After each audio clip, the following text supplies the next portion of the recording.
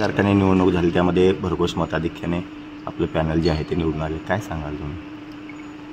काल जी निवडणूक पार पडली त्यामध्ये माजी मंत्री आदरणीय बाळासाहेब पाटील यांच्या नेतृत्वामध्ये जे पॅनल लढलं ते संपूर्ण पॅनल मोठ्या मताधिक्याने निवडून आलं। यावरून आपल्याला असं दिसतंय की जेव्हा बॅलेट पेपरवरती निवडणुका होत आहेत तेव्हा लोकांचा कौल हा आमच्या बाजूने दिसतोय, कारण गेल्या 4 महिने आधीच जी निवडणूक विधानसभेची पार पडली त्या निवडणुकीमध्ये जे मशीनमध्ये मतदान झालं, ते जे आमदार 50,000च्या लीडने निवडून आले, आत्ता तेच आमदार अर्धे मतं देखील घेऊ शकले नाहीत बॅलेट पेपरवरती। म्हणजे कुठेतरी शंकेला जागा आहे।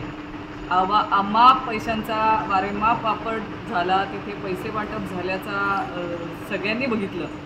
हे सगळं असताना अर्धी मतं पण न घेऊ शकणं म्हणजे विधानसभेच्या निवडणुकीवरती शंकाच आहे। कारण आपण बघितलं असेल तर त्या निवडणुकीच्या वेळेस त्या भागातली जी लोक निवडून आलेली आहेत त्यांचे आकडे पण हे समान होते। म्हणजे ज्या मतांनी ते लोक निवडून आलेत ते आकडेवारी सगळी सारखी आहे। असं कसं होऊ शकतं हे शंकेला जागा आहे, पण त्याची चौकशी झालीच पाहिजे असं आम्हाला म्हणणं आहे।